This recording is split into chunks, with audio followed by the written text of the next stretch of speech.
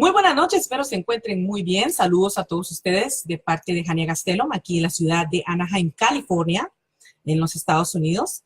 Espero que se encuentren muy bien. Les envío un abrazo a todos ustedes cálido, agradeciéndole a muchos de ustedes su atención y tiempo.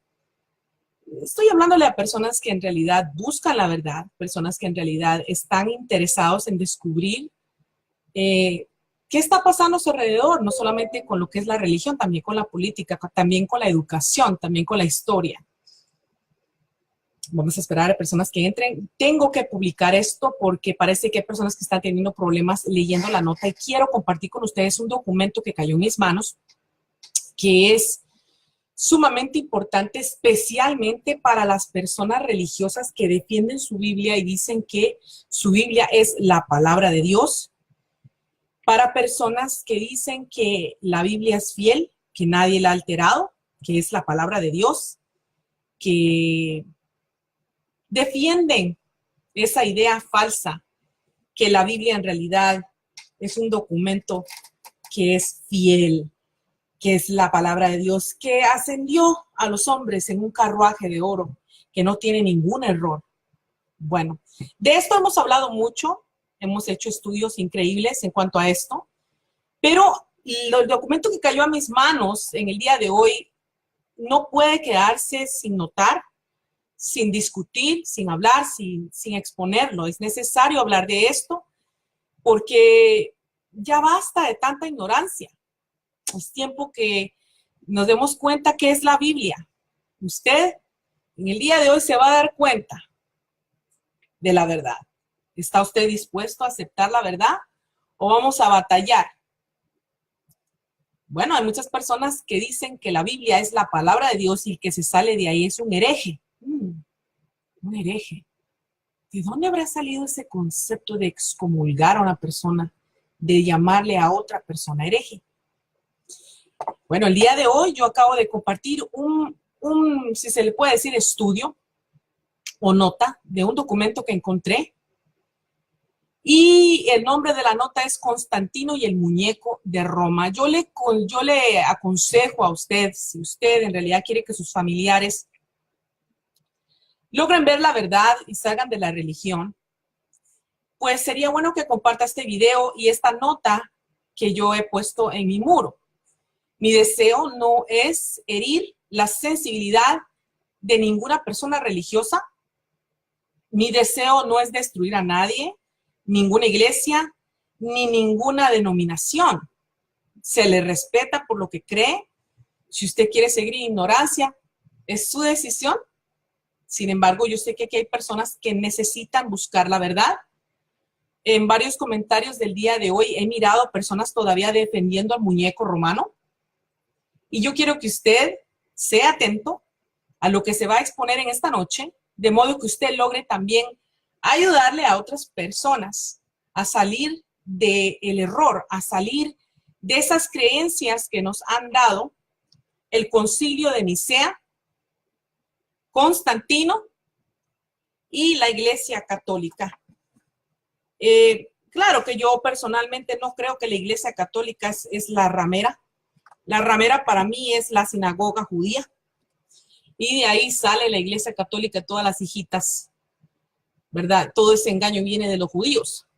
Pero bueno, ese es otro tema. Quiero exponerle esto. Voy a leérselo porque si no se lo leo, usted no me va a creer.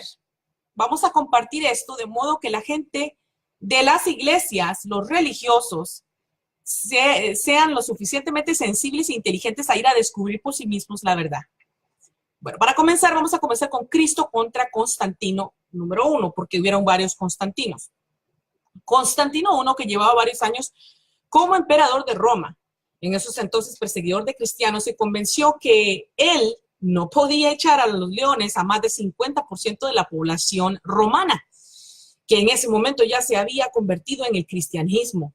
Algunos sacerdotes y obispos asistentes del Concilio de Nicea I aún tenían marcas físicas de torturas recibidas en recientes persecuciones, es decir, que la amenaza del ser echados a las fieras es real si se hubiesen puesto en contra de los deseos del emperador. la gran jugada maestra de Constantino I fue convocar un concilio ecuménico para unificar su particular religión mitraísta, o sea, de la diosa Mitra, en decadencia con la novedosa y fortalecida religión cristiana.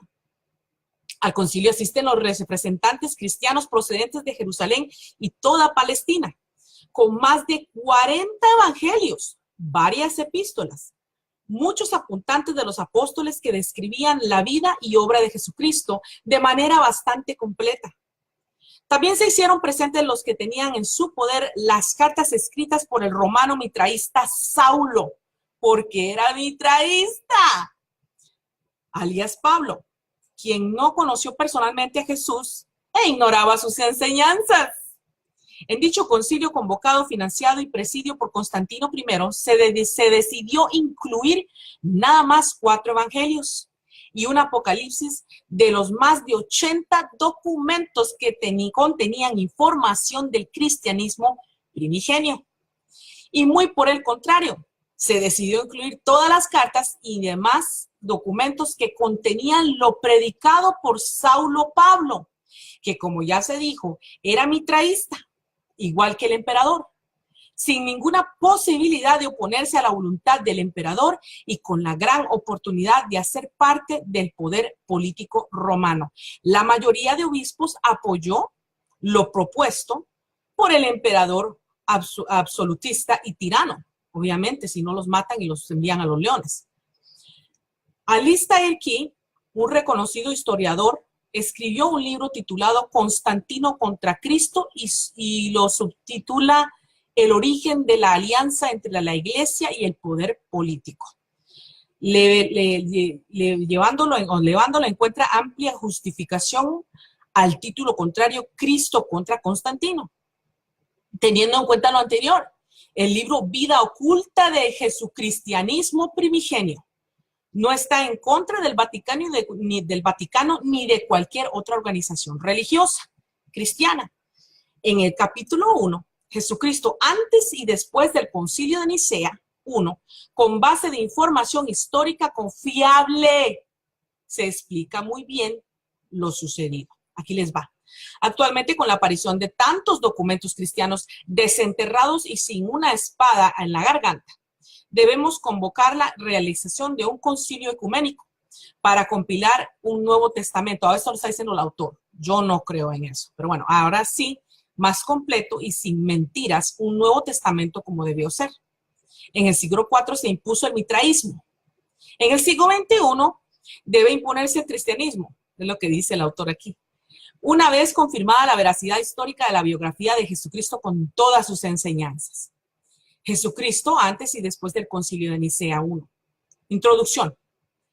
Este primer capítulo que hace parte del libro Vida oculta Jesucristianismo primigenio está escrito para ser publicado como un texto independiente, con todas las referencias necesarias a los otros 3 capítulos, en caso de que el lector desee leer el libro completo. El autor apóstol Omar lo escribe deseando que se convierta en razón suficiente para que los cristianos del mundo solicitemos de manera cordial y respetuosa al Vaticano. Este hombre quiere que respeten a la Iglesia Católica, apostólico y romano a partir del 22 de diciembre del 2012, que convoque al Concilio Ecuménico número 22, porque, amigos, han sido 21 concilios ecuménicos. Ahora quieren convocar el 22. Ahora escuche, para corregir los errores cometidos en el Concilio de Nicea 1. El autor desea también que cualquier persona, ateo o creyente, seguidor o no de la doctrina cristiana, quede satisfecho con lo dado a conocer después de una responsable y exhaustiva investigación histórica, siendo lo más importante de este capítulo dar respuesta a los siguientes interrogantes. Aquí va. ¿Sabía usted que Constantino I fue quien convocó, financió y presidió el Concilio de Nicea 1? Que es en donde se compila y nace el Nuevo Testamento tradicional. ¿Sabía usted que existía el peligro real de que todos los obispos y sacerdotes asistentes al concilio fueran asesinados en caso de que Constantino I no hubiese logrado imponer su particular religión? ¿Sabía usted que antes de dicho concilio un gran número de cristianos veneraba a Jesucristo como un santo profeta, enteramente humano, nacido el 21 de agosto del año judío 3753, y que los sacerdotes y obispos que no firmaron la compilación hecha del Nuevo Testamento fueron excomulgados, exiliados, perseguidos, torturados y hasta asesinados? ¿Sabía usted que la adivinación de Jesucristo, afirmar que Él era el mismísimo Dios, se decidió por votación en dicho concilio, a pesar de haber tenido un gran número de obispos opositores, aunque fuese de manera tímida y prudente? ¿Sabía usted que la vida y obra de Jesucristo antes del concilio ecuménico de Nicea I era bastante diferente a como quedó consignada en dicho concilio? ¿Sabía usted que los 318 obispos que asistieron a dicho concilio se presentaron con más de 80 documentos cristianos, más de 40 evangelios, apuntes de Andrés y otros seguidores, hechos, epístolas, apocalipsis, etcétera? Y que de los más de 1000 obispos que no pudieron asistir, un alto porcentaje no estuvo de acuerdo con incluir tan solo 4 evangelios, y que solo firmaron las actas finales de 220 obispos.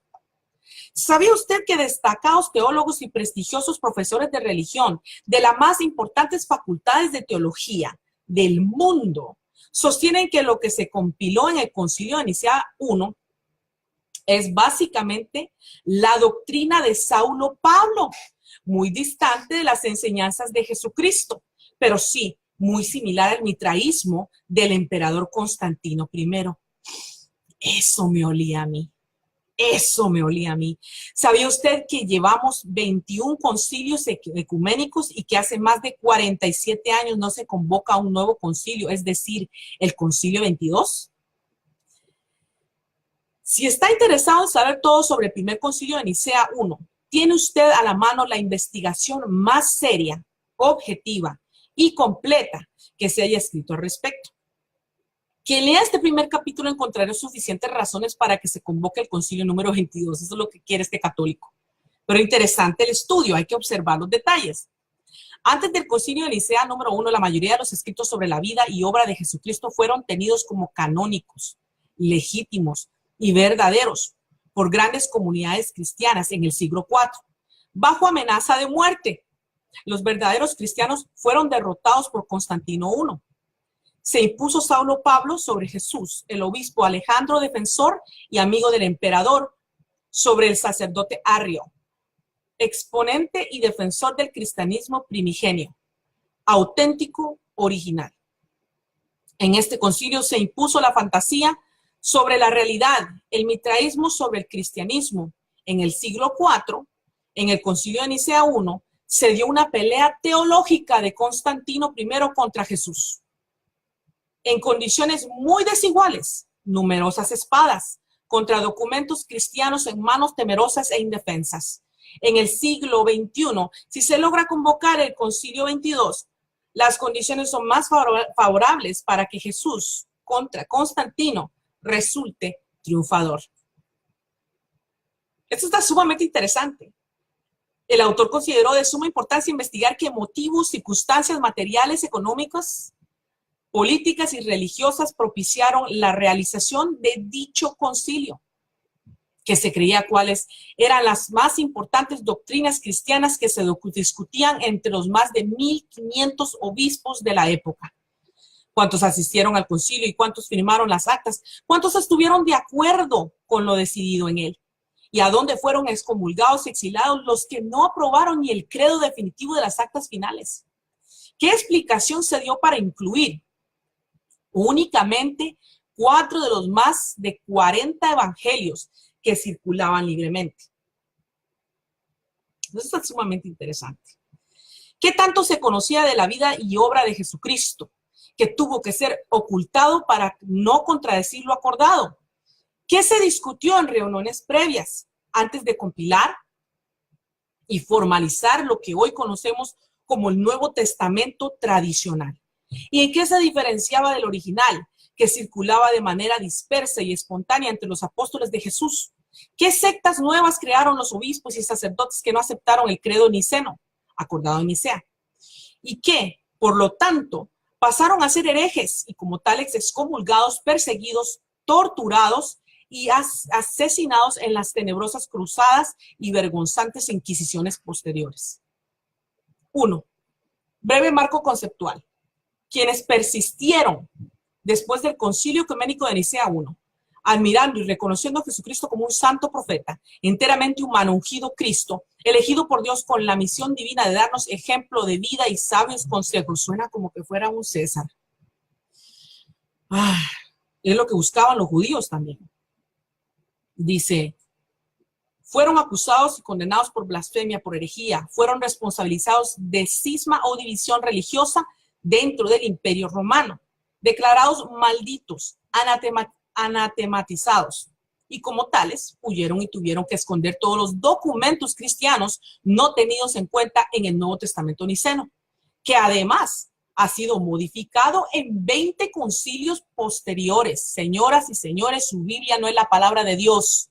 Dese cuenta de todo lo que sucedió para poder recopilar o colectar todos esos libros que ellos alteraron, según la conveniencia de Constantino I. Vean, en este documento se escribe claramente el Concilio de Nicea I para diferenciarlo del Concilio de Nicea II, segundo, convocado en el año 787 de nuestra era por el Papa Católico y Romano Adriano I.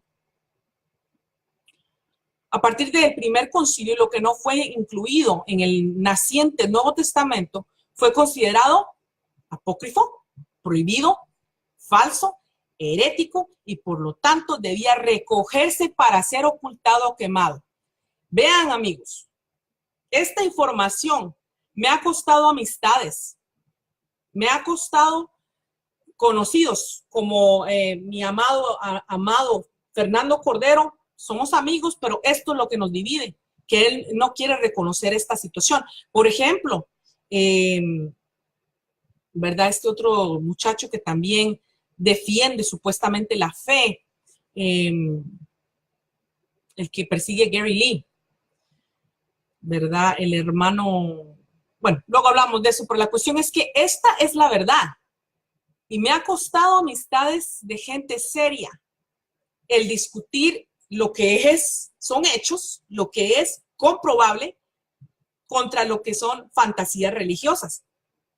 A partir de este primer concilio, lo que no fue incluido en el naciente Nuevo Testamento fue considerado apócrifo. Según el diccionario de la lengua española Larousse Ilustrado, apócrifo significa fabuloso, supuesto o fingido. Pero la definición más utilizada para el término apócrifo presenta una connotación de falsedad, de no auténtico.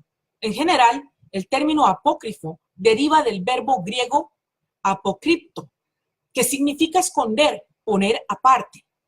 Herejía, según el diccionario Larousse, significa error en materia de fe, creencia no ajustada a lo establecido por un credo o dogma religioso. Hereje es la persona que profesa o defiende una herejía. En latín, hereticus significa opción. Y todos los que optaron por preferir la historia original de Cristo, expuesta por el sacerdote Arrio, fueron llamados herejes porque se desviaron de la orientación imperial y papal.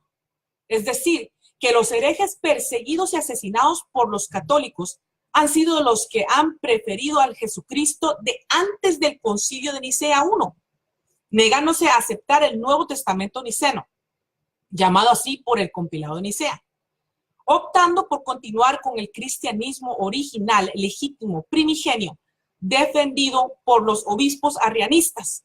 Aclárese de una vez por todas que la palabra hereje nada tiene que ver con lo diabólico o perverso.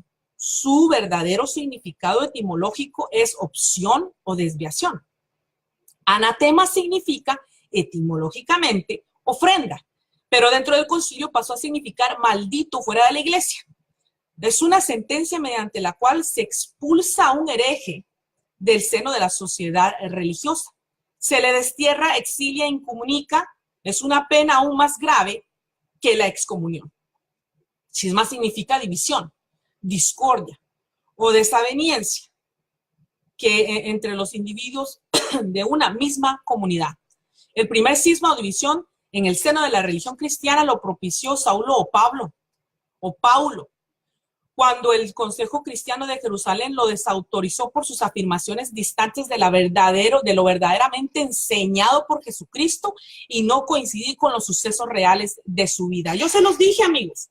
Yo les dije que Pablo está lejos de las enseñanzas de Jesucristo. Él no anduvo con él y él puso su propio evangelio. Yo se los enseñé a ustedes. Yo se los dije. La herejía es vista entonces como una desviación sobre el contenido de la fe. Y puede llegarse a un cisma o división en el seno de la comunidad religiosa o a una condena de carácter disciplinario por desobedecer a la autoridad eclesiástica considerada legítima.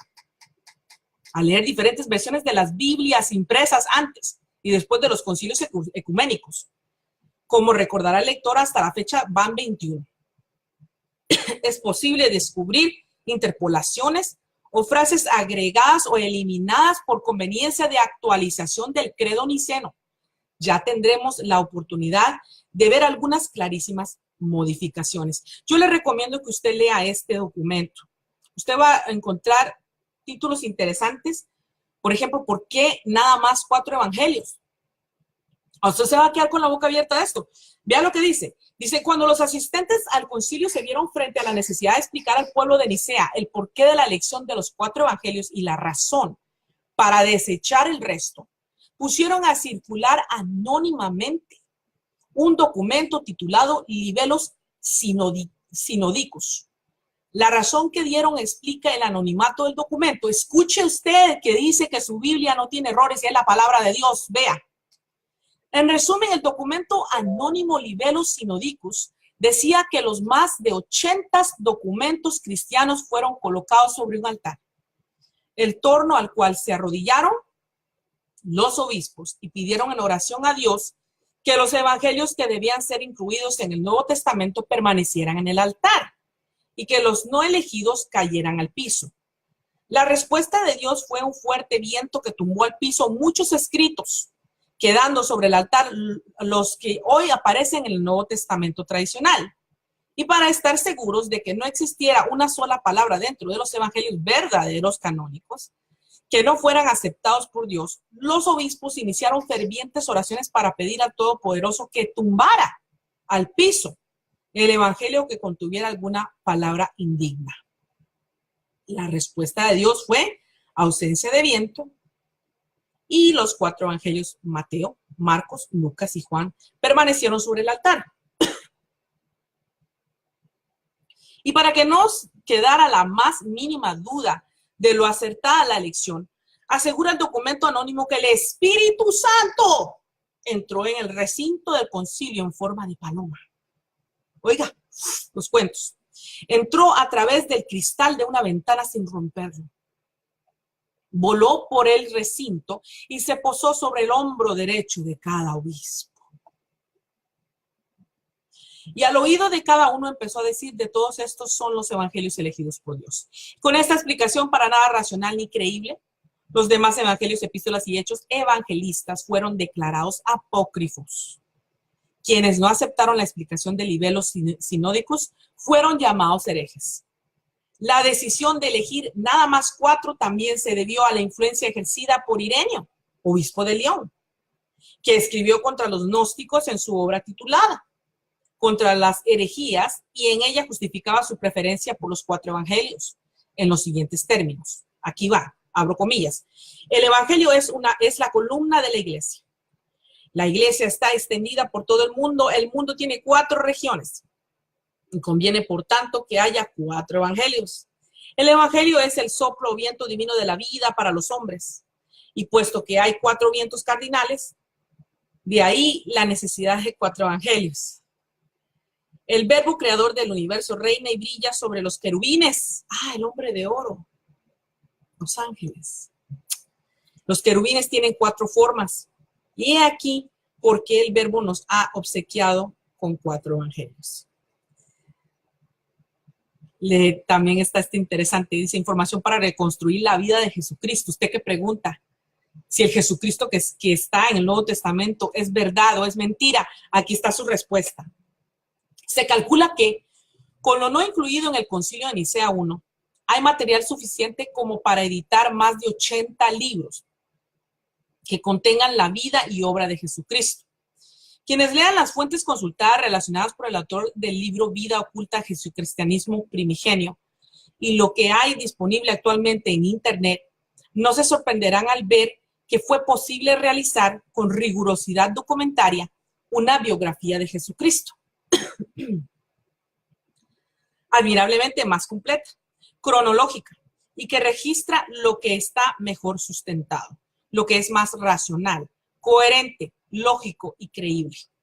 Es falso decir que de Jesucristo no se sabe su verdadera fecha de nacimiento ni su vida entre los 13 y 29 años, y muchos datos que seguramente le fascinará a usted saber.